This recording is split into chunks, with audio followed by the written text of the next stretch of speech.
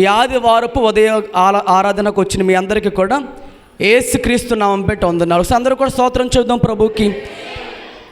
రెండు చేతులు కలిగిన అందరూ కూడా స్తోత్రం చెబుదాం. ఇంకొంచెం భీకరంగా చెబుదాం. నోరు తెరిచి ప్రభుకు స్తోత్రాలు చెబుదాం. హల్లెలూయా. మంచిది ప్రియమైన దేవుని బిడ్డలారా, జాగ్రత్త కలిగి కొద్ది నిమిషాలు దేవుని వాక్యం విందాము. ఈ రోజున దేవుని వాక్యమును గురించిన కొన్ని విషయాలు, అసలు మనం ఎందుకు వాక్యం చదవాలి, వాక్యం చదువుట వల్ల ప్రయోజనం ఏమిటి, బైబిల్ కలిగిన అందరూ స్తోత్రం చేద్దాం. ఒకసారి మీ బైబిల్ చూపించి స్తోత్రం చెబుతాం. ఎవరు బైబిల్ వారు తీసుకుని స్తోత్రం చెబుతాం. బైబిల్ లేనివారు చివరిలో కనిపించండి. మా ఆవిడకి నా భార్య ఇక్కడ ఉంది, మీ పేర్లు ఇచ్చినట్లయితే బైబిల్ మీకు ఇవ్వబడుతుంది. తర్వాత మా దగ్గర ఉన్న బైబిల్ కొన్ని ఇస్తాం. దేవునికి స్తోత్రం కలుగునగాక. జాగ్రత్త కలుగుకున్న విషయాలు అసలు ఎందుకు బైబిల్ చదవాలి? బైబిల్ అనేది దేవుడు మనకిచ్చిన గ్రంథం. స్తోత్రం చెబుదాం ప్రభుకి. లోకంలో అనేక పుస్తకాలు ఉన్నాయండి. లోకంలో, ప్రపంచంలో అనేక పుస్తకాలు ఉన్నాయి, అనేక గ్రంథాలు ఉన్నాయి. కానీ పరిశుద్ధ గ్రంథము అని పిలువబడుతున్న ఈ గ్రంథానికి చాలా ప్రత్యేకత ఉంది. దాని గురించి ఒక సందేశం, ఒక చిన్న మాట ముందుకు చదువుదాం. యోహాను సువార్త 6వ అధ్యాయము 63వ వచనము. అసలు దేవుని వాక్యం ఎలాంటిది? ఆత్మయే జీవింప చేయుచున్నది. మళ్ళీ చెప్తున్నాను, వచ్చును 2 సార్లు వచ్చును చెబుతాను, జాగ్రత్తగా వినండి. యోహాను సువార్త 6వ అధ్యాయము 63వ వచనం అందరూ కలిసి చదువుదాం. ఆత్మయే జీవింప చేయుచు ఉన్నది, శరీరము కేవలము నిష్ప్రయోజనము. నేను మీతో చెప్పుచున్నటువంటి ఈ మాటలు ఆత్మయు జీవమునే ఉన్నవి. 2 చేతులు పైకెత్తి స్తోత్రాలు కలుగునుగాక. హల్లెలూయా. మీ అందరికీ అర్థమైందండి? ఆత్మ ఏం చేస్తుందట? మనల్ని జీవింపు చేస్తూ ఉన్నదట.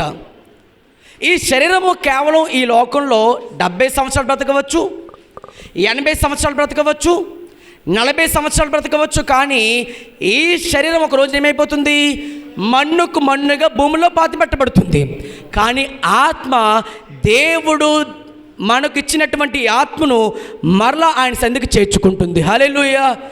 కాబట్టి శరీరమునకు కావలసిన అవసరతలు దేవుడి లోకంలో పెట్టారు. తినడకు ఆహారము, కట్టుకోవడానికి వస్త్రము, సమస్తము కూడా మన దేవుడు సమకూర్చి ఉంచాడు. హల్లెలూయా. కాబట్టి శరీరమునకు కావాల్సింది ఏంటి చెప్పండి అందరూ?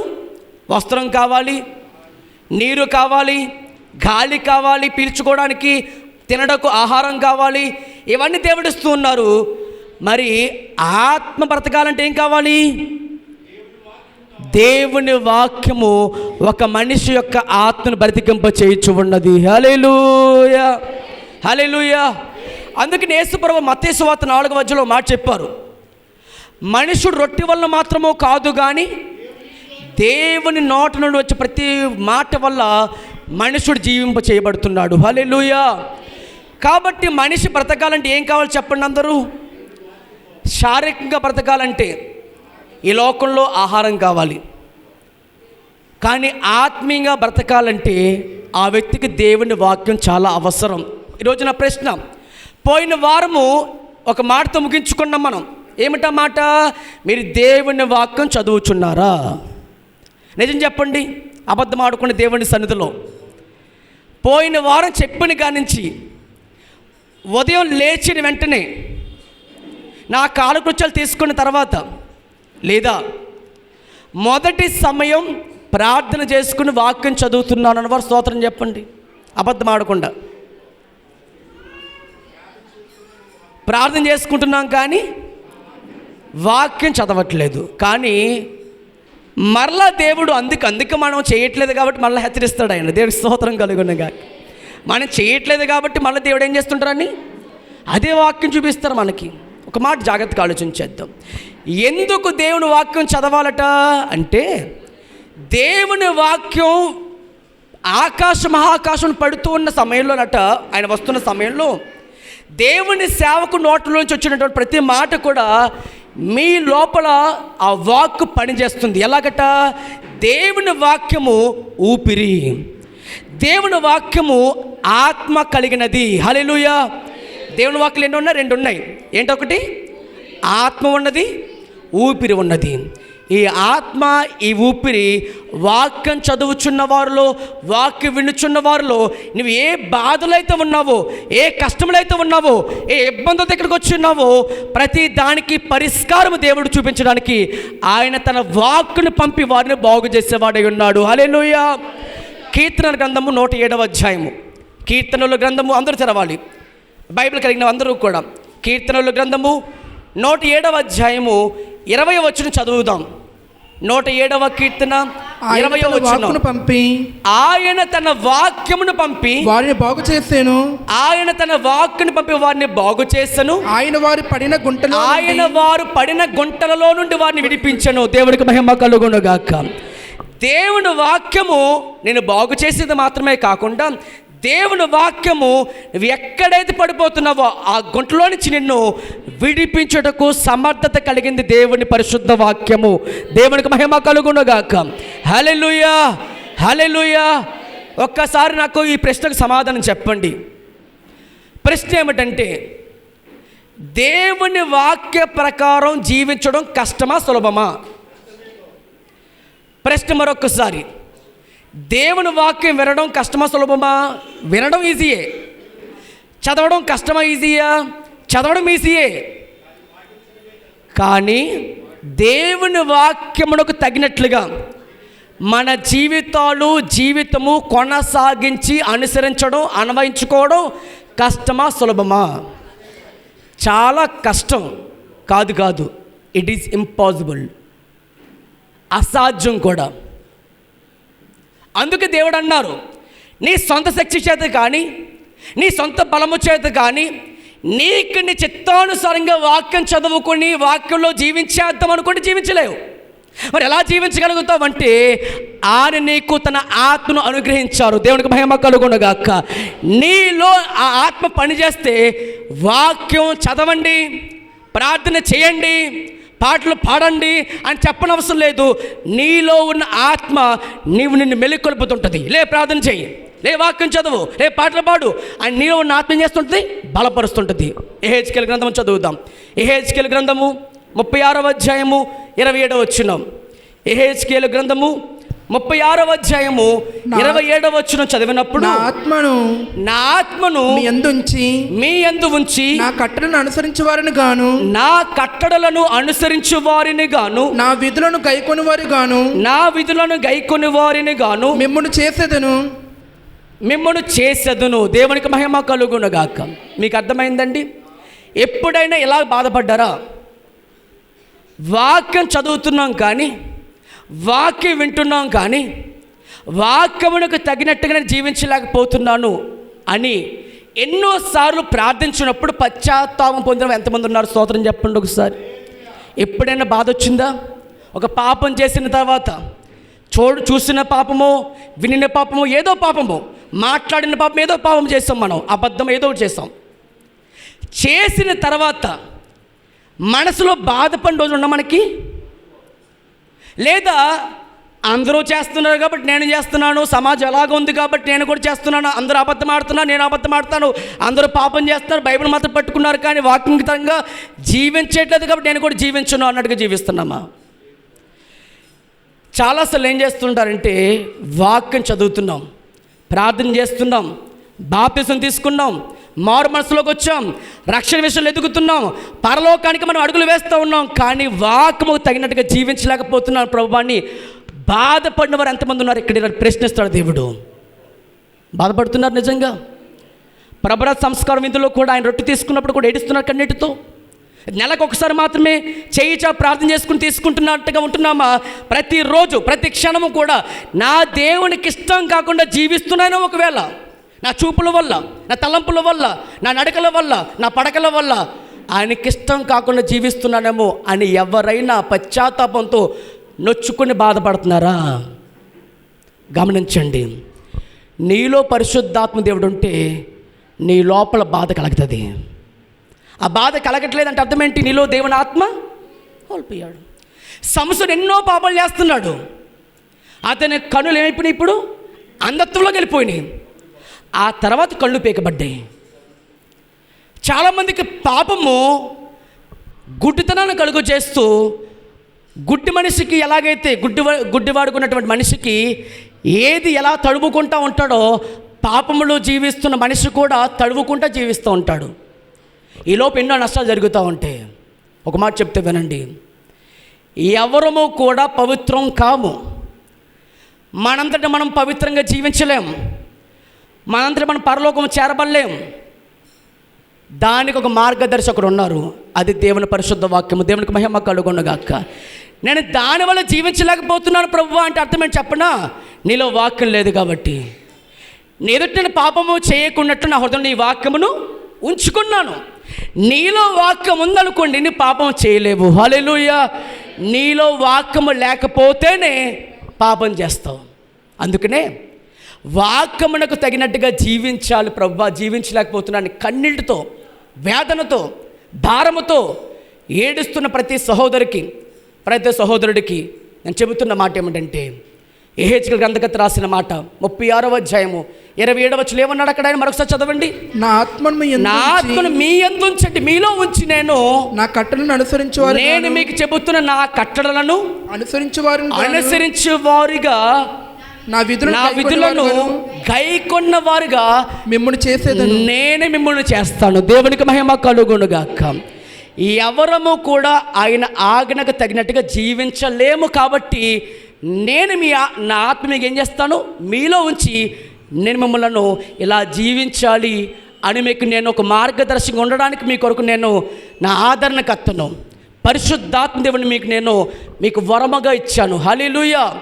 కాబట్టి ఎలా జీవించగలుగుతామంటే, పరిశుద్ధాత్మ దేవుడు మనలో ఉండడం ద్వారానే దేవుని వాక్యమునకు తగినట్టుగా జీవించగలుగుతూ ఉన్నామన్నది సత్యమన్నది అందరూ ఎరుగుతున్నారా? దేవునికి స్తోత్రం కలుగునగాక.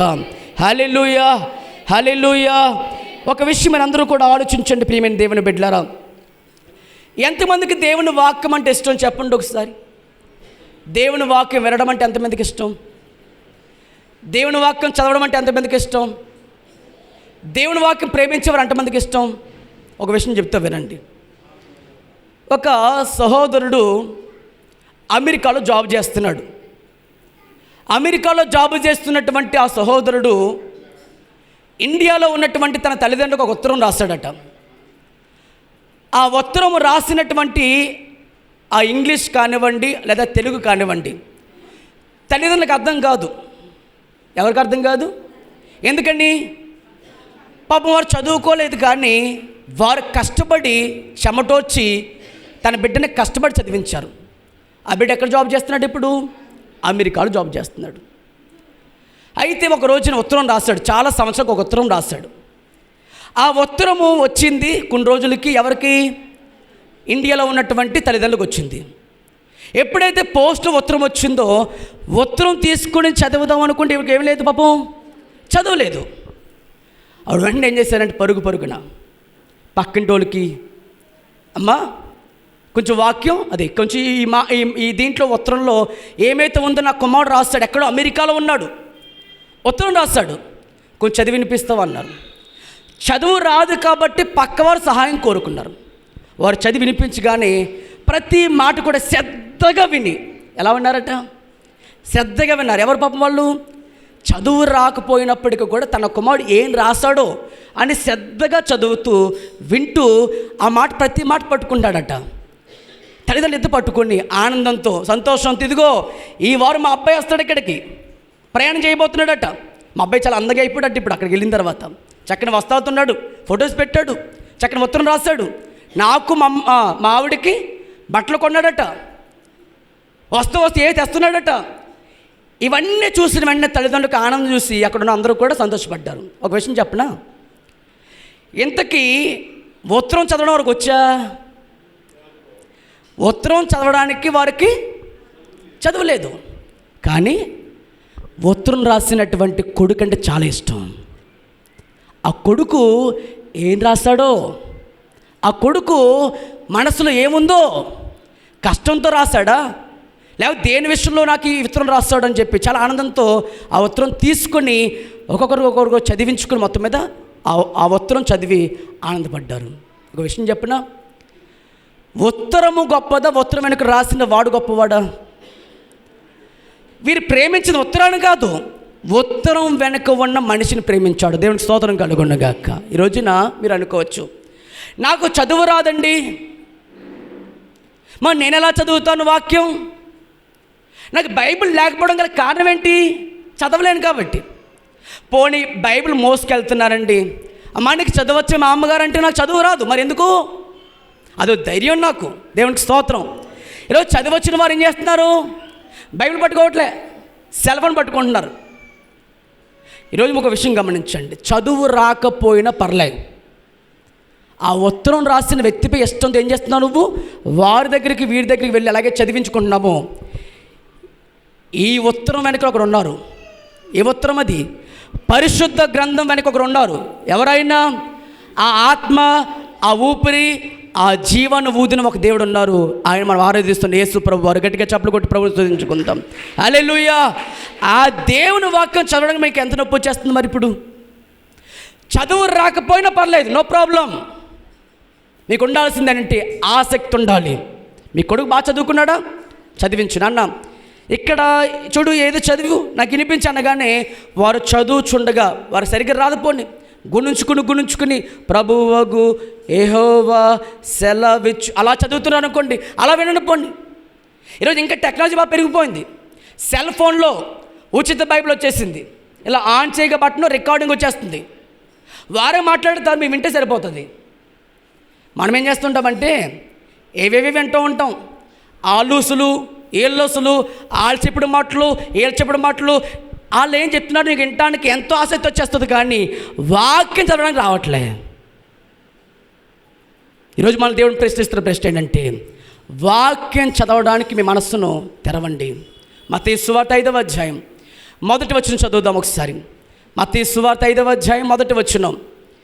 యేసుక్రీస్తు ప్రభువారు కొండ మీద ప్రసంగం చేస్తున్నప్పుడు చూచి, మళ్ళీ చదవండి. ఆయన జనసమూహమును చూచి, యేసుక్రీస్తు ప్రభువారు జనసమూహాన్ని చూచి కొండ ఎక్కి కూర్చుంటుండగా శిష్యులు ఆయన ఎద్దుకు వచ్చి, శిష్యులందరూ కూడా యేసు ప్రభువు దగ్గరకు వచ్చి కూర్చున్నారట. అప్పుడు ఆయన నోరు తెరిచి తెరిచేలాగా బోధింపసాగను. ఏమి తెరిచి? ఆత్మ విషయం. ఏమి తెరిచి? నోరు తెరిచిలాగా బోధింపసాగితే అందరూ కూడా వింటున్నారట. దేవునికి మహిమ కలుగునుగాక. ఈరోజు నీవు నోరు తెరిచి వాక్యం చదవాలి. ఎప్పుడో 3వ తరగతి చదువుకున్నానండి పాస్టర్ గారు అన్నావా? పర్లేదు. తాతయ్య గారు 3వ తరగతి చదువుకున్నారు, చక్కగా వాక్యం బోధించేవారు. దేవునికి స్తోత్రం. చదువుతో సంబంధం లేదు. మళ్ళీ చెప్తున్నా వినండి, ఆత్మ నీ లోపల ఉంటే చదువుతో సంబంధం లే. అవి వాళ్ళు సరిగ్గా బాగోవండి పాస్టర్ గారు, అయినా పర్లేదు. హృదయంతో వాక్యం చదువు, ఆత్మతో వాక్యం విను.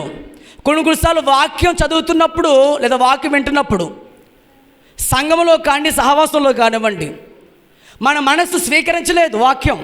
ఎందుకంటే రోమాపత్రికలో ఒక మాట ఉంది. రోమాపత్రిక 8వ అధ్యాయం 7వ వచనం చదువుదాం.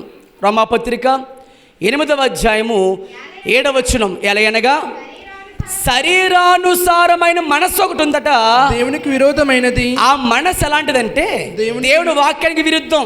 అది దేవుని ధర్మశాస్త్రముకు వాక్యం వస్తూనే ఉంటుంది, కానీ వాక్యం పలకబడుతూ ఉంటుంది, కానీ దేవుని సేవకుడు కన్నీటితో సాక్ష్యం చెప్తున్నప్పటికీ కూడా, వాక్యం బోధించబడుతున్నప్పటికీ కూడా చాలామందికి ఏంటిది? ఇంట్లో టీవీ పెట్టుకోండి, 12 గంటల వరకు చూసినప్పుడు కూడా ఏం రాదు? దేవుని సొంత నిద్ర రాదు.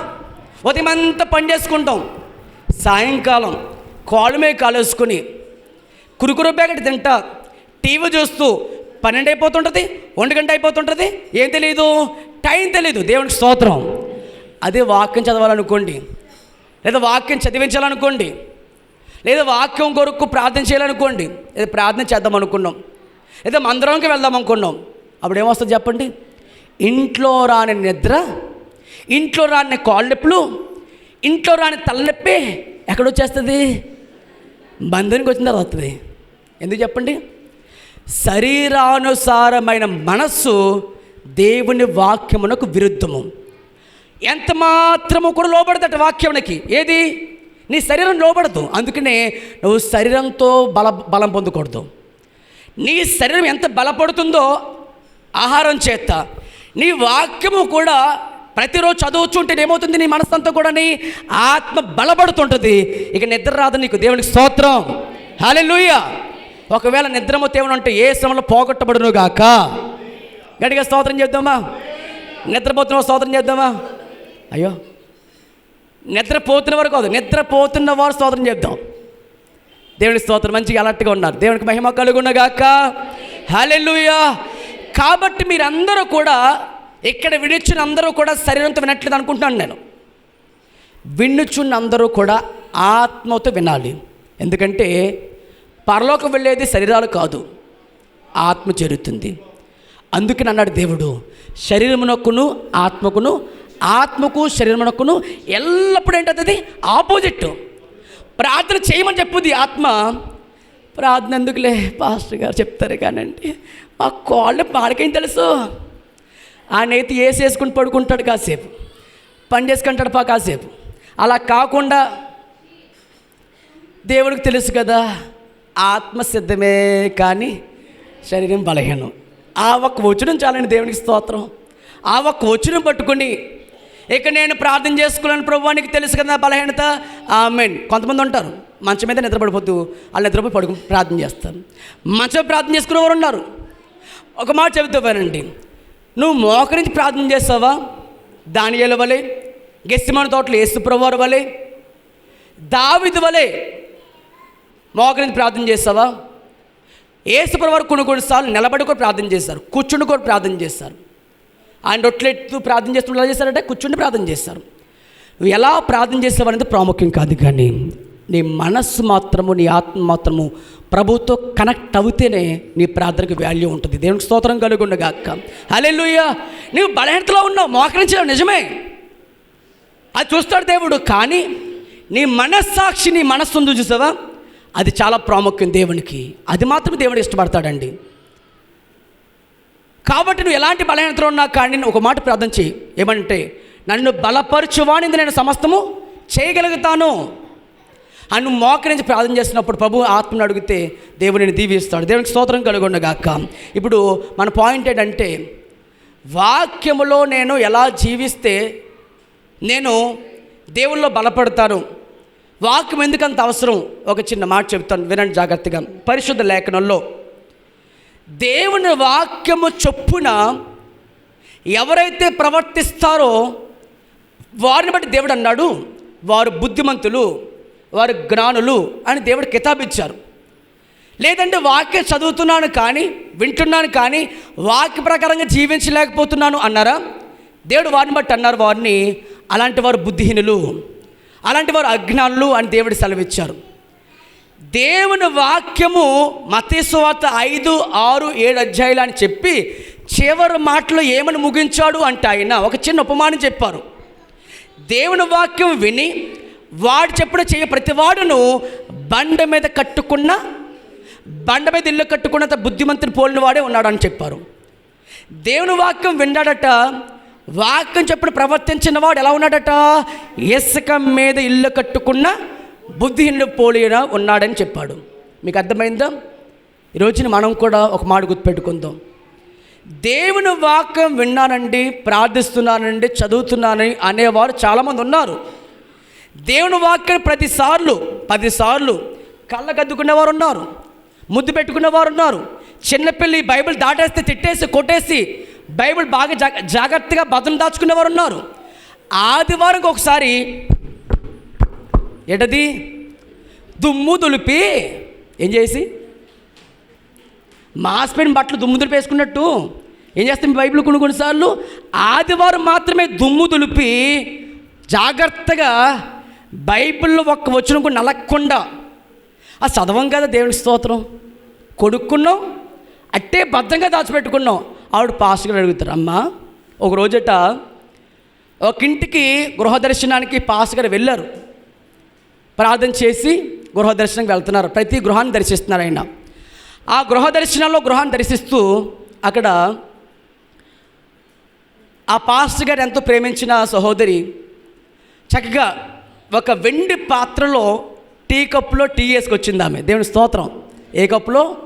వెండి కప్పులో టీ వేసుకొచ్చి పాస్టర్ గారిని చక్కగా ఆయన ఆతిథ్యం ఇచ్చి ప్రార్థన చేయించుకుని వెళ్తున్నారు. అయితే వెళ్తే పాస్టర్ గారు ఆ టీ కప్ ఏమివ్వలేదు, ఆ వెండితో వేసిన టీ కప్పు ఇవ్వలేదట. అయితే ఇప్పుడు మరుసటి వారము ఏదో రకంగా పాస్టర్ గారు దొంగోడేమో ఒకవేళ ఇంటికి వచ్చినాడు అని చెప్పేసి అని మరుసటి వారం ఏం చేసింది ఆమె, మరలా పాస్టర్ గారు వచ్చారు, ఆ వారం అయిపోయింది, అడిగితే బాగోదేమో అని వదిలిపెట్టేసింది. 2వ వారం అలా పెట్టేసింది.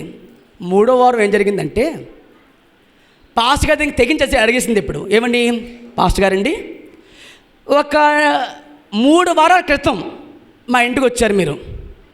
అయితే నేను మీకు ఏమి ఇచ్చాను, ఒక వెండి కప్పులో టీ ఇచ్చాను, గుర్తుందా పాస్టర్ గారు? గుర్తుందమ్మా. ఆ టీ కప్ మీరు తాగారు, కానీ ఎక్కడ పెట్టి నాకు తెలియట్లేదు అన్నారట. అప్పుడు ఆ పాస్టర్ గారు, అమ్మా నువ్వు వాక్యం చదువుతున్నావా? దాంతో ప్రతి వారం చదివేస్తున్నానండి అందట. అయితే ఆ వెండి పాత్ర, వెండి కప్పు ఎక్కడ పెట్టాను తెలుసా నీకు? నీ బైబిల్ మీద పెట్టాను. అంటే ఇవేం చేయదు, బైబిల్ తెరవదు. దేవునికి స్తోత్రం.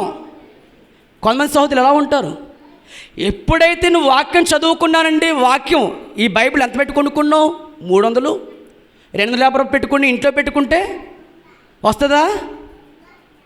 నీ ఆత్మ జీవితం ఎదుగుతుందా? వాక్యము చదివి, వాక్యం విని వాటి ప్రకారం ప్రవర్తించేవాడు బుద్ధిమంతుడు దేవుడు వాక్యం సెలవిస్తుంది. కాబట్టి ప్రియమైన దేవుని బిడ్డ జాగ్రత్తగా ఆలోచన చేయండి. నీలో వాక్యం పడి చేయాలంటే, నువ్వు పరిశుద్ధంగా జీవించాలంటే నీకేం కావాలి? వాక్యం ఏం చేసుకోవాలంటే నీ హృదయంలో దాచిపెట్టుకోవాలి. చాలామంది జ్వరం వస్తే తల కింద పెట్టుకునేవారు ఉన్నారు. ఎక్కడ పెట్టుకుంటారు? తల కింద పెట్టుకునేవారు ఉన్నారు. కానీ అంతకన్నా ప్రాముఖ్యం, నీలో వాక్యం ఉంటే శ్రమకు శోధనకు భయపడవు. దేవునికి మహిమ కలుగునుగాక. హల్లెలూయా, హల్లెలూయా. కాబట్టి వాక్యమును ఏం చేయాలంటే చదవండి ఆ మాట. మత్తయి సువార్త 7వ అధ్యాయం 26వ వచనం చదవండి. మత్తయి సువార్త 7వ అధ్యాయము 26వ వచనం. మరియు ఈ నా మాటలు విని వాటి చెప్పున చేయని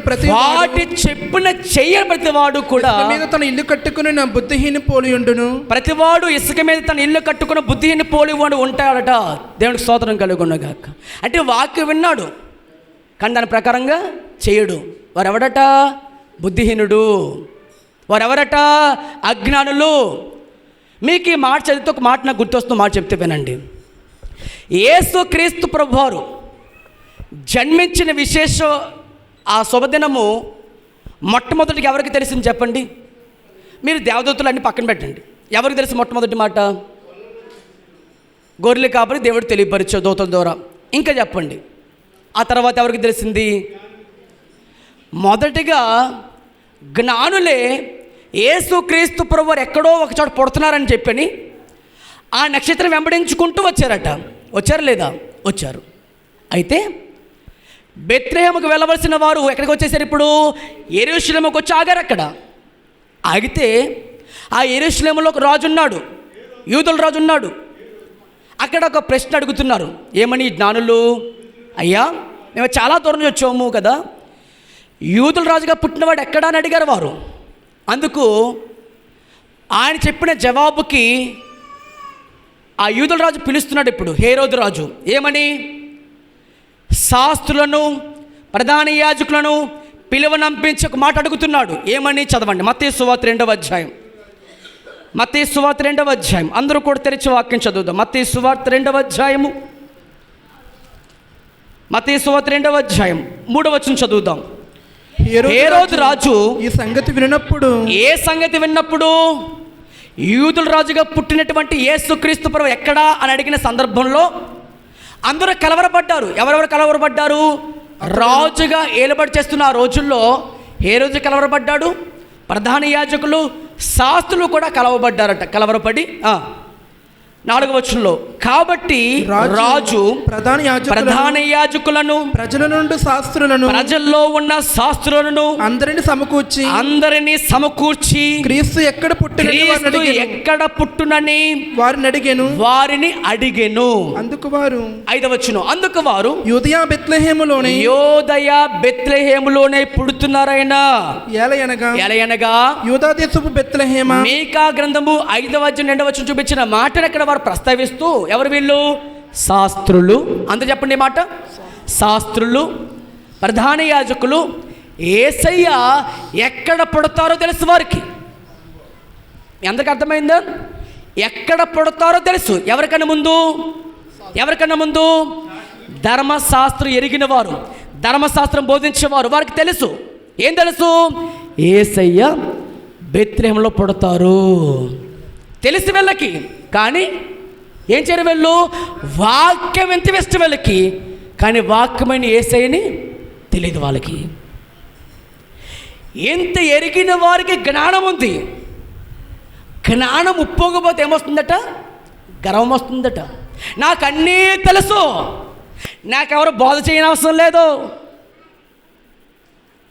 వాక్యములో ప్రతిది కూడా నాకు బాగా తెలుసు, ఒక్క వచనం మిస్ అవ్వకుండా చదువుతాను నేను అని నీలో నువ్వు బాగా గర్విష్ఠుడిగా అయిపోతున్నావు అనుకోండి. ఏమొస్తుంది నీకు? ఇంకా ఎంత బాగా చదివినా, ఎంత బాగా బోధించినా, ఎంత బాగా నువ్వు ఏ విషయంలో పాల్గొని పొందుతున్నా, కానీ దేవుని విషయంలో ఎంత ఎదిగినా అంత వదగాలి. దేవునికి మహిమ కలుగునుగాక.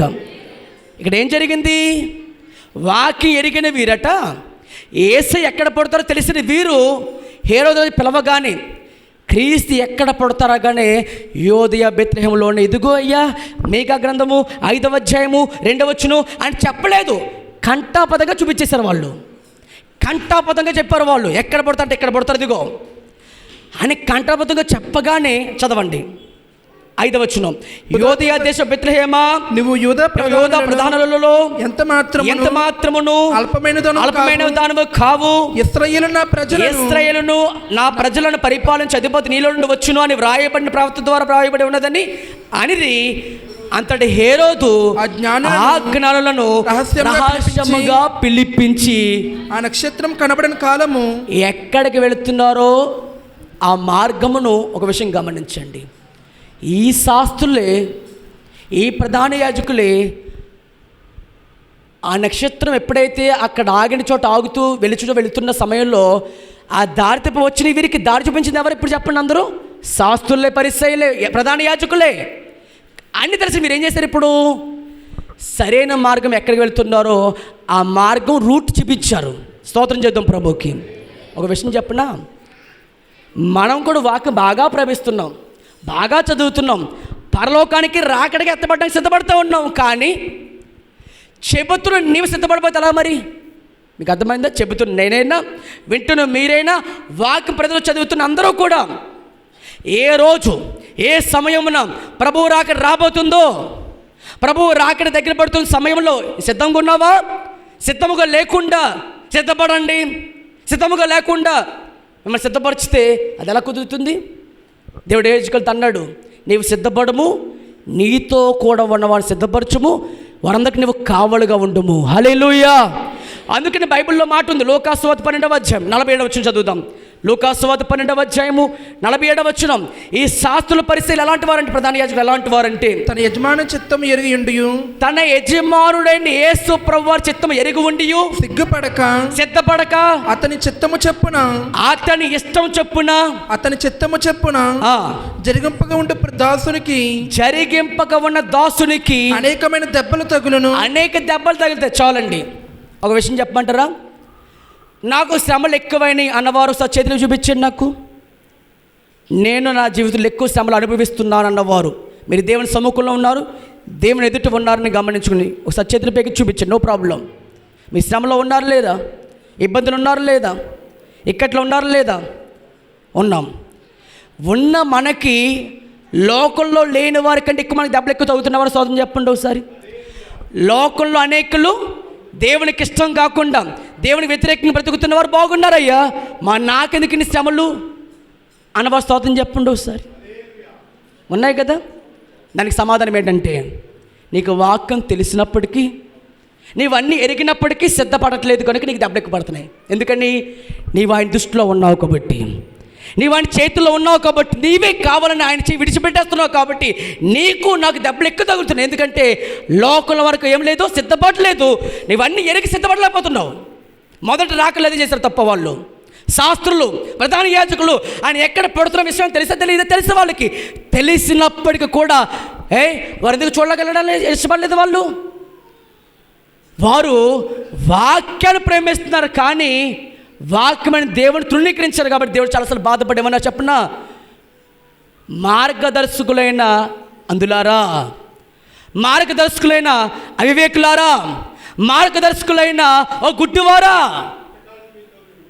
ఎంత బాధపడి మత్తయి 23వ అధ్యాయం చూస్తాం మనము. సున్నము కొట్టిన సమాధి వారులారా అంటాడు దేవుడు. ఎంత బాధపడతాడండి. ఒక విషయం చెప్పనా, ఈరోజు ఒకటే మాట నేర్చుకున్నాం. దేవుని వాక్య ప్రకారంగా జీవించే వారుగా ఉండాలని దేవుడు సిద్ధపడుతున్నాడు ఈ రోజున. హల్లెలూయా. వాక్యం వింటున్నానంటే పాస్టర్ గారు అంటే సరిపోదు, బైబిల్ కొనుక్కుంటే సరిపోదు. గొడుగు కొనుక్కున్నావంటే వర్షం పడకుండా తడకుండా ఏం చేసుకోవాలి? నువ్వు గొడుగు వేసుకోవాలి. అంతేగాని గొడుక్కున్న చంకలు పెట్టుకున్నా అంటే సరిపోద్దా? వర్షం వస్తే ఏమైపోతావు? అప్పుడు నువ్వు తడిసిపోతావు. అలా కాకుండా బైబిల్ కూడా ప్రతి వారం కూడా చంకలు పెట్టుకున్నానండి పాస్టర్ గారండి, వీధి కొడుకు వెళ్తున్నప్పుడు బైబిల్ పట్టుకున్నా అంటే సరిపోదు. ప్రతిరోజు వాక్యం చదివి వాక్య ప్రకారంగా జీవిస్తే నీవు నేను కూడా బుద్ధిమంతుని పోలిన వారుగా బండని యేసుక్రీస్తు ప్రభువారు మన జీవితమును కట్టుకుందుముగాక. హల్లెలూయా, హల్లెలూయా, హల్లెలూయా. కాబట్టి రెండవ రాకడ దగ్గర పడుతున్న ఈ సమయంలో ఏ దాసుడు, ఏ బిడ్డ అయితే వాక్యమును చదివి వాక్య ప్రకారం తన జీవితం సిద్ధపాటు చేసుకుంటూ ఉంటాడో వారట ప్రభువు అంటాడు వారిని నమ్మకమైన మంచమైన దాసుడు అని చెప్పి దేవుడి కితాబుని ఇస్తాడండి. అలా కాకుండా ఓన్లీ దేవుని ఇష్ట ప్రకారంగా జీవించకూడదు. ఎందుకంటే దేవుని ఇష్టం ఏంటి? పరిశుద్ధంగా జీవించడం దేవుని చిత్తము. దేవుని ఆయన ఇష్టము. కృతజ్ఞత పూర్వకంగా ప్రభుని స్తుతించడం ఆయన ఇష్టము. ఏమిటి ఆయన ఇష్టము?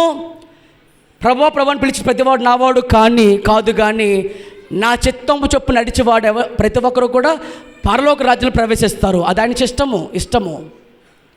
కాబట్టి మన జీవితంలో మన ఇష్టము చావాలి, ప్రభు ఇష్టం మన జీవితం నెరవేర్చబడాలి. దేవునికి మహిమ కలుగునుగాక. కాబట్టి ఈరోజు మనం నేర్చుకున్న పాయింట్ ఏమిటంటే, ఈ శాస్త్రులు ప్రధాన యాజకుల వలె మనం ఉండకుండా ప్రతిరోజు కూడా వాక్యం చదివి వాక్యానుసారంగా జీవిస్తే అందరము కూడా ప్రభువులో ఎత్తబడతామండి. అందుకనే మా సహోదరు చదివిన మాట ఏంటి? 2వ కొరింథీ పత్రికలో ఆ మాట చదువుకుని చేసుకొని చదవండి. 2వ కొరింథీ పత్రిక 7:1-8:1. మొదటి కొరింథీ పత్రిక 8:1 చదవండి. ఏముంది అక్కడ? అర్పించబడి విషయము మనమందరము జ్ఞానం గలవారమును ఎరుగుదుము. మనము అందరమును జ్ఞానం విషయంలో ఎరుగుదుము. జ్ఞానం ఉప్పొంగు చేయగాని మనం అందరమును జ్ఞానము గలవారమని ఎరుగుదుము. మనందరం జ్ఞానవంతులమే. దేనిలోని? వాక్యం చదవట్లో జ్ఞానవంతులం. ఏమి తినాలో ఏమి తినకూడదో, విగ్రహానికి అర్పించే వాటిని తినకూడదని ఇవన్నీ మనం ఎరుగుదుము. అయితే బాగా జ్ఞానం ఎక్కువైపోయింది అనుకోండి, ఏమవుతుంది? అక్కడ ఉప్పొంగ చేయను. జ్ఞానము ఉప్పొంగ చేయను అంటే అర్థం ఏంటి? జ్ఞానం బాగా పెరిగిపోతున్నట్ట. అంటే ఒక బాగా వాక్యం తెలుసు అన్న శాస్త్రం మనకు జ్ఞానం పెరిగిపోతే గర్విష్ఠులు అయిపోతామటండి. గర్వం వచ్చేసిందట. అందుకే దేవుడు అన్నాడు, నువ్వు ఎంతైతే హెచ్చించుకుంటావు అంత తగ్గించబడతావు, ఎంత తగ్గించుకుంటే అంత హెచ్చించబడతావు. నువ్వు వాక్యం తెలిసినప్పటికీ వాక్యానుసారంగా జీవిస్తేనే ప్రభు దృష్టి మనం ఏమవుతామట? అంగీకారం అవుతాం. మనం ఈరోజు నేర్చుకున్న పాఠం చెప్పండి అందరూ ఒకసారి. వాక్య ప్రకారంగా ప్రవర్తించేవారుగా నన్ను చేయి ప్రభువా. ప్రార్థన చేసుకుందాం. ఒకవేళ మనం కూడా వాక్యాన్ని మాత్రం ప్రేమిస్తూ దైవ సేవకు చెప్తున్న మాటలు నాకు చాలా ఇష్టమండి, పలానా పాస్టర్ గారు బాగా వాక్యం చెప్తారండి, అవి మనం మెచ్చుకోవడం వల్ల ఏమాత్రం దేవునికి ఇష్టం కాదు. ఒకటే ఇష్టం ఆయనకి ఏంటంటే వాక్య ప్రకారంగా ప్రవర్తిస్తున్నావా అనే దానికి చాలా ఇష్టం. అలా ప్రవర్తించుదాం. ఈరోజు వాక్యం చదువుదాం. మీకు సమయం తీసుకుని వాక్యం చదవండి. సెల్ ఫోన్ చూసే బదులు వాక్యం చదవండి. పోనీ పిల్లలతో ఆడుకునే బదులు ఆ టైంలో వాక్య పిల్లలకు బోధించండి. మీరు చదివిన వారైతే. చదవలేదా? మీకు చదువు లేకపోతే పిల్లలతో బోధించుకోనివ్వండి, లేదా సెల్ ఫోన్లో వాక్యం వినండి, ఏదో రీతిగా వాక్యంలో బలపడుతూ ఉండండి.